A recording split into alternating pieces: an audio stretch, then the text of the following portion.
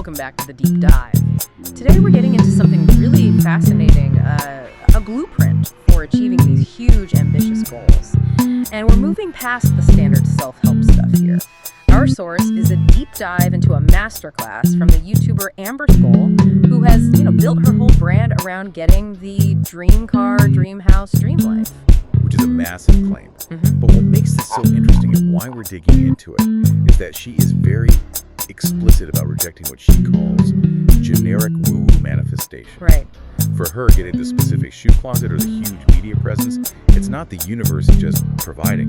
She says it's a direct result of pure, almost brutal strategy. I love how she puts it. She says, I am not getting what I want by accident. So I guess our mission today is to unpack that formula. Yeah.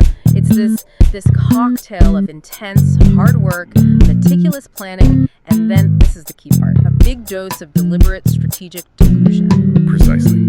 We're looking at a philosophy that basically says your highest, wildest aspirations have to be matched by the most rigorous, daily, sometimes grueling work. Building a bridge from fantasy to reality. And effort is the construction material. Exactly. Okay, so let's start at the beginning. Step 1, which she calls the art of unapologetic and specific wanting. Yeah, this is the foundation. And she argues it's where, 90% of people fail.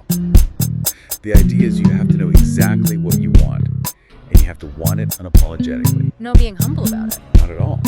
She thinks most people sabotage themselves because they're too afraid to even say the words, to say what they really, really want. It's that prize for grandeur idea, isn't it? Like, if you want a castle, you have to give yourself permission to want a castle, at least in the planning stage. Right. Limiting your want limits your potential to get it. And it can't be general either. It has to be hyper-specific, almost obsessive. She has that really specific aesthetic, gold, French neoclassical, nude nails, those huge jewels. And she says you, the listener, need to define your own aesthetic just like that. The level of detail is it's wild. It's not, I want a nicer apartment. It's, I have Zillow boards full of houses I can't afford, and I know the exact chandelier I'm going to hang in the entryway. Or the handbag on the vision board. It's not just a picture of a bag, it's the specific color with the direct purchase link. So it's about making the goal tangible. Exactly. It turns a wish into an actual target. And it forces you to start thinking about the cost, the timeline, the actual steps. Right. She treats it like a hobby, planning what she wants in 5, even 10 years. I think that's a huge takeaway for anyone listening, that the act of wanting itself is like a skill you have to practice and plan. It crystallizes the target. You have to know the street address to set the GPS, and that clarity leads to the next step, which is where this really departs from the usual stuff. Right. Okay, so let's get into it. This is where the whole strategy just flips the script on manifesting. Oh, completely. She is so clear that the popular idea of just believing it's yours is useless if you're not putting in the work. Absolutely. For her, manifestation is just another word for applied, continuous effort. It's a two-part process. First, you make a specific, actionable plan. 10 seconds. You work on that plan every single day. No excuses. The test she uses for this is so confronting. She asks, if someone was spying on your days, would they believe you were serious about your goals? Yeah, if they just saw you scrolling on your phone for 3 hours instead of, building your business, then the answer is a hard no. So it's all about that relentless work ethic. It underpins everything. There's this story from her early jewelry business days. She didn't delegate. To hit a sales goal, she was up at 4 a.m., hand stamping things, signing every single thank you letter, packing orders herself. Wow. So when she hit the goal, it wasn't a miracle. It was like a mathematical certainty because of the hours she was putting in. That just sounds exhausting, though. How do you not just burn out completely? Well, the key is that the work is directed at measurable milestones. It's not just busy work. It's that big picture, small steps idea. The astronaut story. Exactly. The 3-year-old who wants to be an astronaut. The mom says, okay, you need to study, go to college, learn science, and pass a fitness test. And the kid just shrugs and says, that's just 4 things. It reframes this massive, overwhelming dream into just a checklist. It does. And she used that when she was a Postmates driver. She wanted these expensive shoes, but the price felt huge. So instead of panicking, she just focused on picking up 1 extra delivery a day for 2 weeks.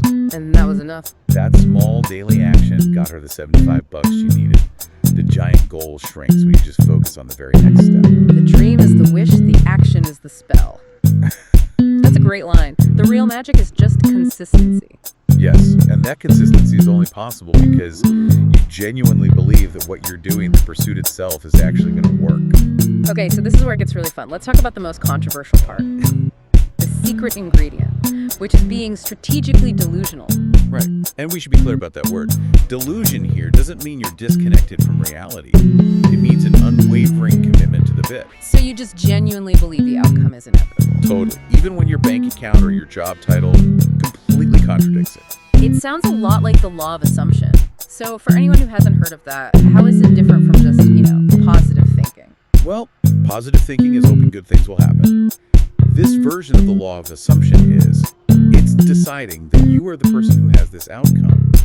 So reality has to bend to you, not the other way around.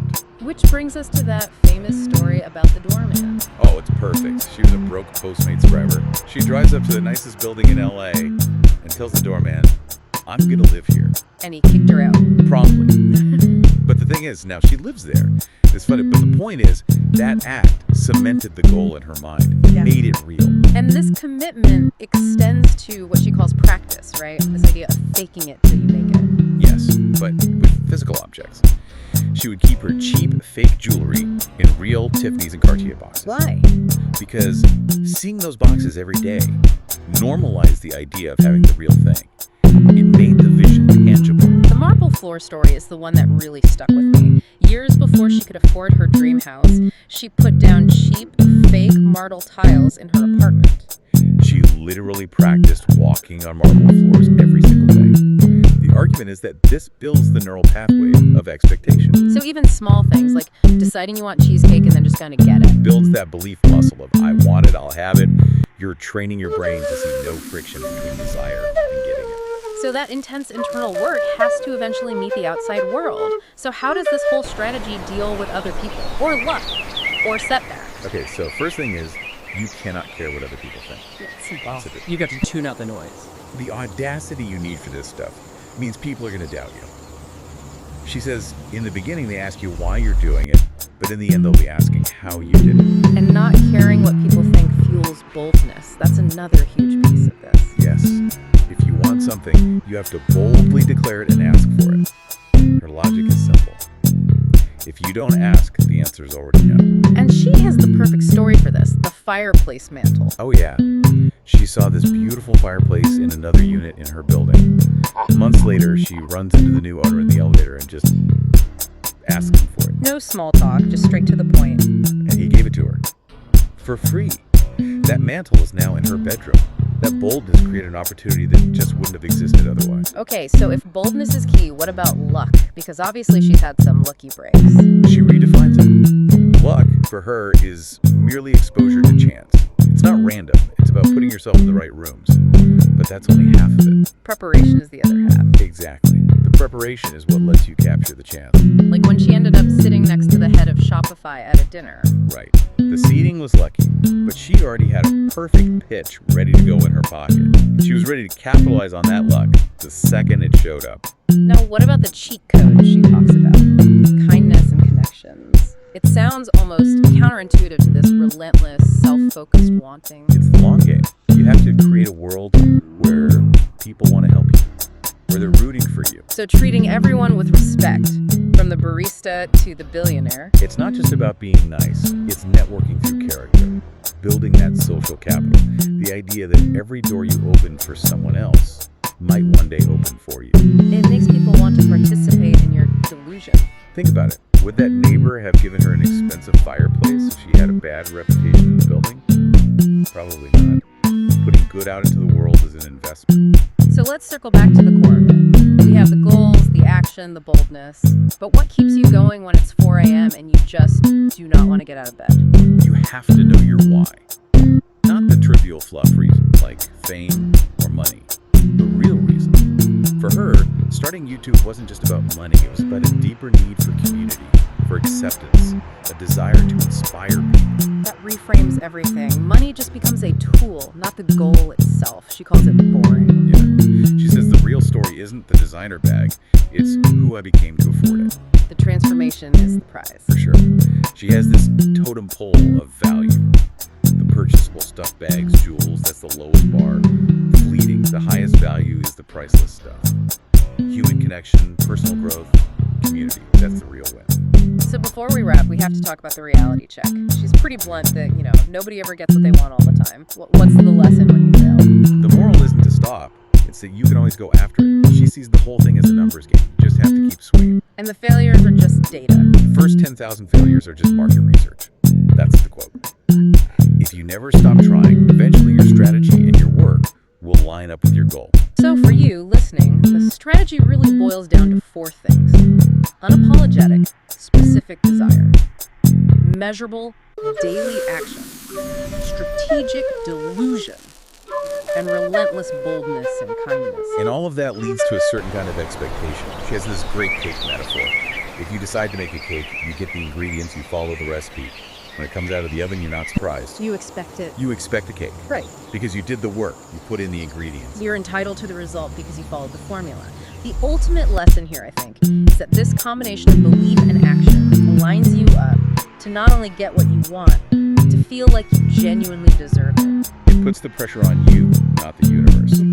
Which is actually really empowering. In the end, it comes down to that question she always asks, what if it doesn't come true? But what if it does? You just have to keep playing the game.